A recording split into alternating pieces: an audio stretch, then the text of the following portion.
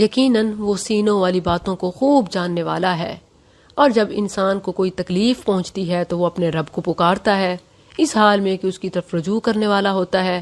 پھر جب وہ اسے اپنی طرف سے کوئی نعمت عطا کرتا ہے تو وہ اس مصیبت کو بھول جاتا ہے جس کی جانب وہ اس سے پہلے پکارا کرتا تھا، اور اللہ کے لیے شریک بنا لیتا ہے تاکہ اس کے راستے سے گمراہ کر دے۔ کہہ دے اپنی ناشکری سے تھوڑا فائدہ اٹھا لے، یقیناً تو آگ والوں میں سے ہے۔ حقیقت یہ ہے کہ مصیبت میں رب کو یاد کرنا کوئی قابل مذمت نہیں ہے، بلکہ مصیبت کے چلے جانے پر رب کو بھول جانا یہ قابل مذمت ہے، اور اسی کی طرف اشارہ ہے۔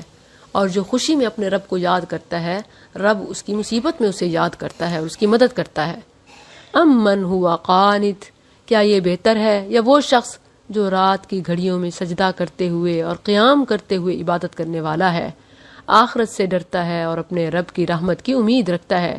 کہہ دے کیا برابر ہیں وہ لوگ جو جانتے ہیں اور وہ جو نہیں جانتے؟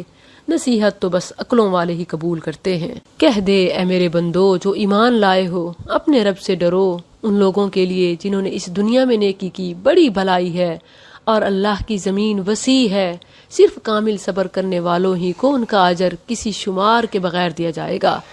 کہہ دے بے شک مجھے حکم دیا گیا ہے کہ میں اللہ کی عبادت کروں اس حال میں کہ دین کو اسی کے لیے خالص کرنے والا ہوں، اور مجھے حکم دیا گیا ہے کہ ماننے والوں میں سے پہلا میں بنوں۔ پہل کا حکم ہے، یہ نہیں کہ سب کریں گے تو ہم کریں گے۔ قل انی اخاف، کہہ دے بے شک میں ایک بہت بڑے دن کے عذاب سے ڈرتا ہوں اگر میں اپنے رب کی نافرمانی کروں۔ کہہ دے میں اللہ ہی کی عبادت کرتا ہوں اس حال میں کہ اسی کے لیے اپنے دین کو خالص کرنے والا ہوں۔ فاعبدوا، تو تم اس کے سوا جس کی چاہو عبادت کرو۔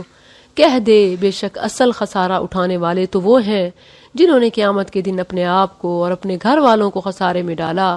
سن لو یہی صریح خسارہ ہے۔ ان کے لیے ان کے اوپر سے آگ کے سائبان ہوں گے اور ان کے نیچے سے بھی سائبان، یعنی بستر اوپر نیچے سب آگ کا۔ یہ ہے وہ جس سے اللہ اپنے بندوں کو ڈراتا ہے۔ اے میرے بندو بس مجھ سے ڈرو، یعنی پھر گناہ نہ کرو۔ والذین، اور وہ لوگ جنہوں نے طاغوت سے اجتناب کیا کہ اس کی عبادت کریں اور اللہ کی طرف رجوع کیا، انہی کے لیے خوشخبری ہے۔ سو میرے بندوں کو بشارت دے دے، وہ جو کان لگا کر بات سنتے ہیں پھر اس میں سے سب سے اچھی بات کی پیروی کرتے ہیں، یہی لوگ ہیں جنہیں اللہ نے ہدایت دی اور یہی عقلوں والے ہیں۔ افمن حقا، تو کیا وہ شخص جس پر عذاب کی بات ثابت ہو چکی، پھر کیا تو اسے بچا لے گا جو آگ میں ہے؟ لیکن وہ لوگ جو اپنے رب سے ڈر گئے ان کے لیے بالا خانے ہیں جن کے اوپر خوب بنائے ہوئے بالا خانے ہیں، یعنی جنتوں کے اوپر جنتیں جن کے نیچے سے نہریں بہ رہی ہیں۔ وعد اللہ، اللہ کا وعدہ ہے، اللہ اپنے وعدے کی خلاف ورزی نہیں کرتا۔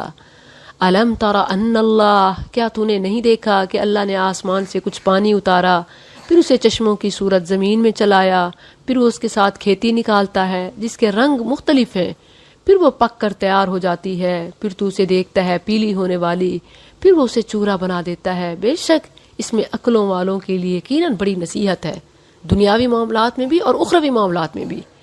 تو کیا وہ شخص جس کا سینہ اللہ نے اسلام کے لیے کھول دیا ہے، سو وہ اپنے رب کی طرف سے ایک روشنی پر ہے، کسی سخت دل کافر جیسا ہو سکتا ہے؟ بس ان کے لیے ہلاکت ہے جن کے دل اللہ کی یاد کی طرف سے سخت ہیں، یہ لوگ صریح گمراہی میں ہیں۔ اللہ نزل، اللہ نے سب سے اچھی بات نازل فرمائی، ایسی کتاب جو آپس میں ملتی جلتی ہے، یعنی آیات جو بار بار دہرائی جانے والی ہیں۔ اس سے ان لوگوں کی کھالوں کے رونگٹے کھڑے ہو جاتے ہیں جو اپنے رب سے ڈرتے ہیں، پھر ان کی کھالیں اور ان کے دل اللہ کے ذکر کی طرف نرم ہو جاتے ہیں۔ یہ اللہ کی ہدایت ہے، جس کے ساتھ وہ جسے چاہتا ہے راہ پر لے آتا ہے، اور جسے اللہ گمراہ کر دے اسے کوئی راہ پر لانے والا نہیں۔ افمن یتقی، تو کیا وہ شخص جو قیامت کے دن اپنے چہرے کے ساتھ بدترین عذاب سے بچے گا، وہ جنتی جیسا ہو سکتا ہے؟ یعنی جو جہنم کی آگ سے اپنے چہرے کو بچانا چاہے اور نہ بچ سکے، کیا وہ جنتی جیسا ہے؟ وقیل للظالمین، اور ظالموں سے کہا جائے گا چکھو جو تم کمایا کرتے تھے۔ ان لوگوں نے جھٹلایا جو ان سے پہلے تھے تو ان پر وہاں سے عذاب آیا کہ وہ سوچتے نہ تھے، بس اللہ نے انہیں دنیا کی زندگی میں رسوائی چکھائی، اور یقیناً آخرت کا عذاب زیادہ بڑا ہے، کاش وہ جانتے ہوتے۔ اور بلا شبہ یقیناً ہم نے لوگوں کے لیے اس قرآن میں ہر طرح کی مثال بیان کی ہے تاکہ وہ نصیحت حاصل کریں، واضح قرآن جس میں کوئی کجی نہیں، تاکہ وہ بچ جائیں۔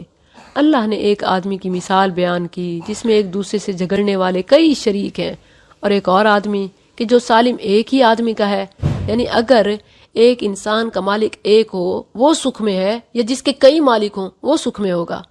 کیا دونوں مثال میں برابر ہیں؟ سب تعریف اللہ کے لیے ہے، بلکہ ان کے اکثر نہیں جانتے۔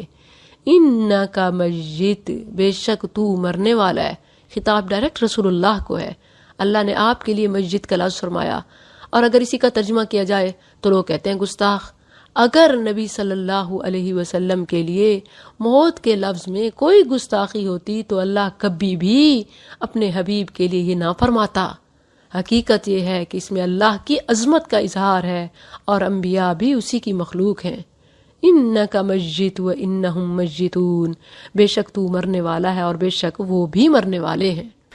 ثم انکم، پھر بے شک تم قیامت کے دن اپنے رب کے پاس جھگڑو گے، اور پھر فیصلہ اللہ